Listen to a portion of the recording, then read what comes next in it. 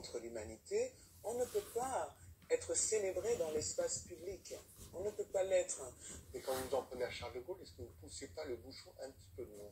Écoutez, moi je vois Charles de Gaulle avec mon regard Oui. d'africaine. Hein. Oui. Donc la France peut tout à fait décider de le considérer comme un héros. Ah oui, la France libre. Voilà, la France peut considérer, oui, la France libre dont la capitale était Brazzaville, peut tout à fait donc décider de le considérer comme un héros. Il n'en demeure pas moins qu'il est à l'origine d'un grand nombre de crimes aussi. Et c'est important de préciser à quels endroits la société est aujourd'hui divisée. Nous sommes à la veille d'une longue guerre menée par la France aux indépendantistes. Une guerre qui n'osera jamais dire son nom. Un demi-siècle plus tard, cette guerre de libération perdue, au bilan lourd de plusieurs dizaines de milliers de victimes, demeure cachée, sans images, et partiellement classée secret défense, puisqu'officiellement, il ne s'est rien passé au Cameroun. Nous nous rendons dans un village isolé du sud-ouest de la France pour rencontrer Max Bardet. Cet ancien soldat français a été envoyé au Cameroun entre 1962 et 1964 dans la région des Baniléké. Max Bardet parle des atrocités qu'il a vues. Les hommes, ils devaient les achever, et les femmes, ils les achevaient pas. Ils les laissaient mourir comme ça. Max Bardet était accompagné d'un officier de l'armée française. Ce que voulait voir cet officier qui était avec moi, c'était qu'il n'y ait surtout pas comment dirais-je, de gens qui puissent aller raconter ça et qu'on puisse impliquer justement, comme il y avait encore quelques militaires français, qu'on puisse impliquer la France dans ces affaires-là. L'ancien soldat dit comprendre la colère de nombreux Camerounais. Moi, je serais à leur place, j'en voudrais. Je serais moune et j'en voudrais aux Français. Enfin, j'en voudrais aux Français. Les Français ont continué de façon très discrète en pilotant les opérations, puisqu'en étant vraiment massivement sur le terrain, à réprimer non seulement le mouvement nationaliste représenté par l'Union des populations du Cameroun, l'UPC, mais également les populations suspectées de soutenir ces mouvements qui étaient qualifiés de subversifs.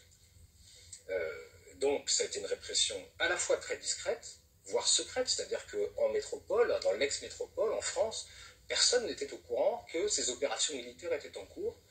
Des opérations à la fois donc très discrètes, très secrètes, et en même temps extrêmement violentes. C'est-à-dire qu'on est, à partir de 1960, dans des logiques de bombardement de villages, de rassemblement de centaines de milliers de villageois dans des villages de regroupement derrière des barbelés, une torture qui se systématise. Les gouvernements français actuels s'inquiètent des conclusions qu'on peut tirer de cette guerre, puisque cette guerre n'a pas été seulement un moment de répression, mais ça a permis d'installer un système de gouvernance, à la fois au Cameroun, mais plus globalement dans toutes les anciennes colonies françaises d'Afrique. Aller y regarder de plus près sur cette guerre implique également de s'interroger sur les conséquences à long terme pour beaucoup de pays. Et ça, je crois que ça inquiète beaucoup les dirigeants français, qu'ils soient de gauche ou de droite. Sur place au Cameroun, certains se souviennent encore de la période des massacres. Tadei Mélon a été le garde du corps du dernier grand leader historique de l'UPC, Ernest Ouandié. C'était vraiment une guerre sans pitié. Ils bombardaient sans connaître même si c'est un homme ou c'est un enfant, ils bombardaient ça. Peut-être pour donner du contexte, justement, je pourrais citer la phrase de Pierre Messmer. Dans ses mémoires, il dit cette phrase que je cite: « Nous avons accordé l'indépendance à ceux qui la demandaient le moins, après avoir éliminé politiquement et militairement ceux qui la demandaient avec le plus d'intransigeance. » En une phrase, il résume assez bien le contexte de l'époque, en effet. Et les mots sont choisis. Éliminer politiquement, puis militairement, c'est exactement ce qui s'est passé. C'est-à-dire que la France, le Conseil des ministres en France a interdit l'Union des populations du Cameroun. L'UPC est donc rentré en clandestinité, et refusant d'abandonner le combat, la France s'est acharnée militairement, cette fois-ci, avec des vastes opérations militaires pour essayer non seulement d'éradiquer l'UPC, mais également toutes les populations accusées de les soutenir, de soutenir les nationalistes. Parce qu'il y en avait d'autres? Parce qu'il y avait d'autres personnes, il y avait l'UPC, il y avait d'autres groupes. Mais surtout, non, l'UPC, qui avait été créé en 1948, avait mobilisé massivement les Camerounais autour des mots d'ordre d'indépendance, de réunification du Cameroun français et du Cameroun anglais. Et donc, effectivement, il y avait des dizaines et des dizaines et des dizaines de milliers de Camerounais qui soutenaient l'UPC. C'est dans les rapports de police de la France qui dit l'UPC jouit d'une popularité immense. Donc, pour essayer d'éradiquer, d'éliminer, comme dit Mesmer, complètement les velléités nationalistes, la France a engagé une guerre. Dans l'ouest, la région la plus densément peuplée, des villages entiers sont rayés de la carte et leur population est décimée.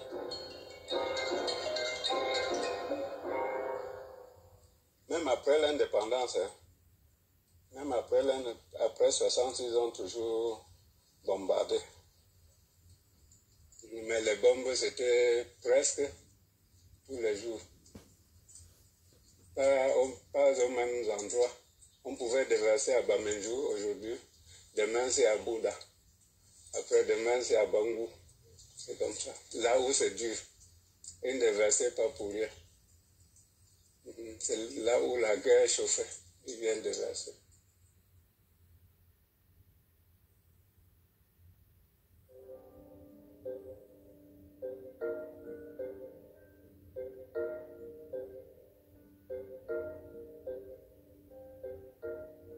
C'est là que les maquis commencent véritablement aussi à l'ouest du pays. Et donc jusqu'en 1960 à peu près, l'action armée se développe largement ici à l'ouest, mais est programmé aussi l'assassinat de Moumié, en même temps que l'assassinat de Patrice Lumumba. Alors ça c'est lié certainement à la deuxième conférence des peuples africains, qui élit un comité comprenant notamment Boumendjel du FLN d'Algérie, Lumumba, Moumié. Alors ça signifie qu'à l'échelle continentale, il va se passer des choses pas agréables du tout pour les milieux coloniaux. La France continue sa stratégie d'éradication. Félix Moumié, qui dirige toujours l'UPC depuis l'exil, est à Genève où il négocie un transfert d'armes.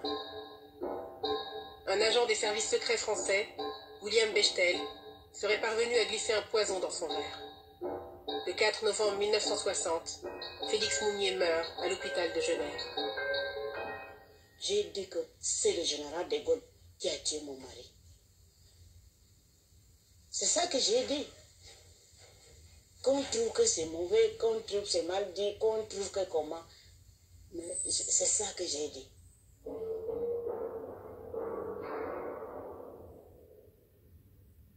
On a toute une série d'opérations qui vont du ratissage et du bouclage dans les années 60, en 1960, février 60, mars 60, mars 60 encore une fois, avec des noms comme Charlie, Echo, Épervier, Martinet, Golf, Juliette, etc. Il y a des opérations tant terrestres que par aviation.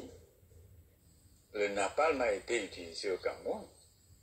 Le napalm a été utilisé au Cameroun, même si c'est un démenti pour la forme. Monsieur Mesmer ne pourra pas faire un démenti sérieux à ce sujet. Donc vous avez entendu parler de napalm? Oui, c'est pas important.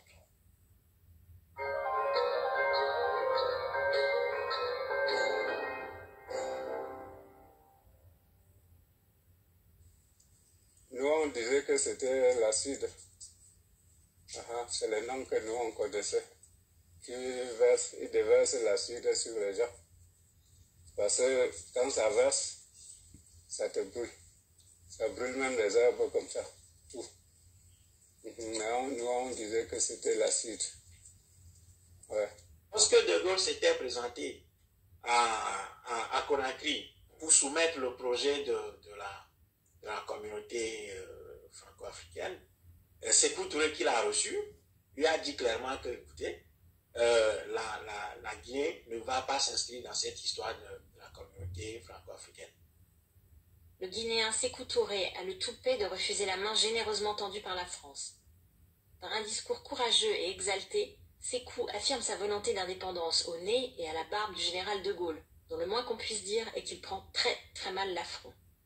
Le STEC lance l'opération Persil, qui consiste à inonder la Guinée de fausses monnaies pour couler l'économie du pays. Les services forment des groupes d'armées d'opposants guinéens, notamment depuis le Sénégal. On tente d'éliminer physiquement Sékou Touré. Toutes les tentatives échouent, dont l'une d'elles de façon rocambolesque. Ils ont cherché